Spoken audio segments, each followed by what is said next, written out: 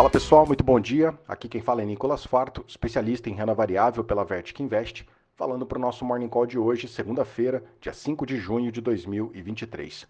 O mercado opera misto agora de manhã, com a Ásia fechando no positivo, enquanto na Europa e nos Estados Unidos os negócios estão sem direção única.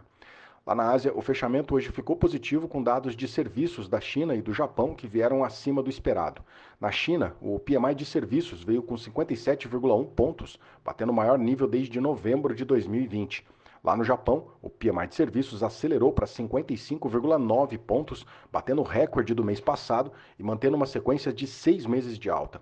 Ainda no Japão, a Bolsa de Tóquio fechou com recorde. O índice Nikkei ficou acima dos 32 mil pontos pela primeira vez desde 1990. Lá na Europa, semana passada ficou positiva, saíram dados de inflação que sinalizaram para uma queda, o que ajudou no clima de otimismo. Apesar da presidente do Banco Central Europeu, a Christine Lagarde, reforçar que o ciclo de altas de juros deve continuar para tentar trazer a inflação para a meta de 2% ao ano, o mercado passou a antecipar o final do ciclo de altas, com os indicadores sinalizando que a inflação por lá possa ter atingido o seu pico na zona do euro. Hoje a sessão europeia está com viés mais positivo, principalmente com as empresas do setor de petróleo subindo depois do anúncio da OPEP de que deve cortar a produção da commodity. Indo para os Estados Unidos, semana passada ficou positiva depois da aprovação do acordo para a suspensão do limite de gastos do governo americano. Lá em Nova York, o Dow Jones acumulou na alta uma semana de alta de 2,02%. O S&P acumulou alta de 1,83%, enquanto o Nasdaq fechou a semana com alta acumulada de 1,74%. O grande vetor de alívio por lá foi a aprovação no Congresso para a suspensão do limite de gastos que vinha ameaçando a capacidade de pagamento das dívidas do governo e que poderia gerar sérios problemas para a economia americana e também para a economia global. Um outro dado importante que saiu na semana passada foi na sexta-feira, que o payroll veio com um número de vagas criadas acima do esperado, mas sinalizou para a gente aí um mercado de trabalho bastante forte. Ainda assim, quando a gente olha no detalhe desse relatório, a taxa de desemprego aumentou e houve uma redução significativa dos preços dos salários. Isso aliviou, de certa forma, as expectativas sobre a decisão de juros ainda nesse mês. A maior parte do mercado voltou a precificar, com 70% de chances, a manutenção da taxa de juros nos Estados Unidos entre 5% e 5,25% ao ano. Isso contribuiu para um clima um pouco mais positivo para o mercado americano. Na agenda lá nos Estados Unidos, nessa semana, destaque para os indicadores de atividade econômica, os PMIs, que vão sair ainda hoje, e ainda nessa semana, na quinta-feira, saem os pedidos de seguro-desemprego. Vamos atualizar os índices agora, S&P Futuro está caindo 0,02%, o Eurostock 600 está subindo 0,05% agora, FTSE lá em Londres está subindo 0,5%, lá no Japão o índice Nikkei fechou com alta forte de 2,2%.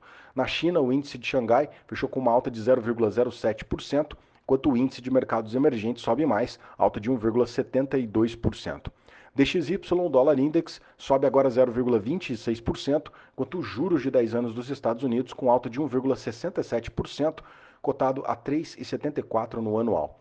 O índice de commodities da Bloomberg sobe agora 0,33% e o petróleo reagindo à decisão da OPEP, subindo nessa manhã. Petróleo WTI sobe 1,87%, cotado a 73 dólares e 6 centavos o barril, enquanto o petróleo Brent sobe 1,73%, cotado a 77 dólares e 45 centavos o barril. Petróleo, portanto, em alta, refletindo a decisão desse final de semana da OPEP, que prometeu cortar a produção de petróleo em 1 milhão de barris por dia a partir do mês de julho. Minério de ferro teve mais uma sessão de alta nessa madrugada, com a expectativa de que o governo chinês possa anunciar um novo pacote de estímulos para o setor imobiliário. Lá em Dalian, minério fechou com uma alta de 2,15%, cotado aos 106 dólares e 55 centavos a tonelada.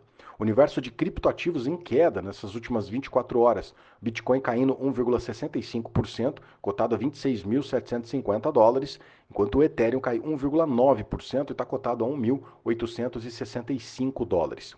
Bom, por aqui, semana passada o Ibovespa fechou com alta, ganhando aqui 1,5% de valorização, ficou cotado aos 112.558 pontos. O dólar fechou a semana com uma queda de 0,7%, ficou cotado aos R$ 4,96.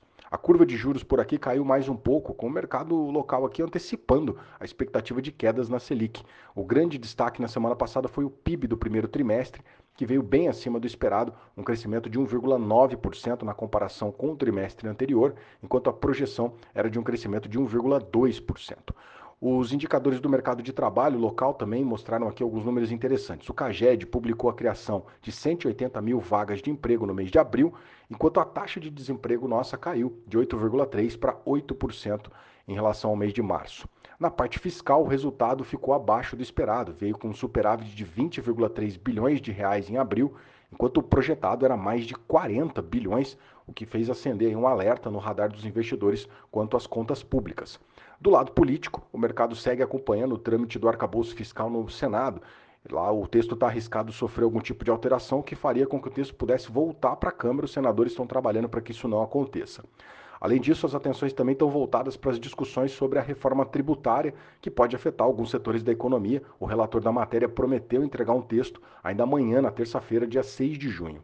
Destaque da semana passada aqui para o setor corporativo, alta de 14% para as ações da Azul, que performaram muito bem depois da sanção presidencial sobre a lei que deve isentar o setor aéreo de PIS e COFINS. Destaque também de alta de mais de 20% para as ações da CVC, que se beneficiaram com a queda de juros e ainda na expectativa pelo anúncio do novo CEO da companhia.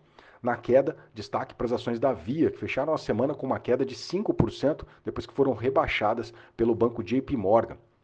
Finalizando aqui nessa semana, o grande destaque para a gente ficar de olho vai ser a inflação medida pelo IPCA fechado no mês de maio. Vai sair na quarta-feira, antes do feriado, e pode ajudar na percepção de queda da taxa Selic aqui no mercado local. O time da XP está esperando que o IPCA fechado para o mês de maio venha próximo de 0,35% nessa leitura mensal, o que seria uma desaceleração forte em relação a abril, quando a gente viu o IPCA vindo com 0,61% de alta. Bom, esses são os destaques que eu separei. Agradeço a sua companhia nessa segunda-feira. Te desejo um excelente dia, claro, uma excelente semana. A gente se vê amanhã. Um grande abraço, valeu.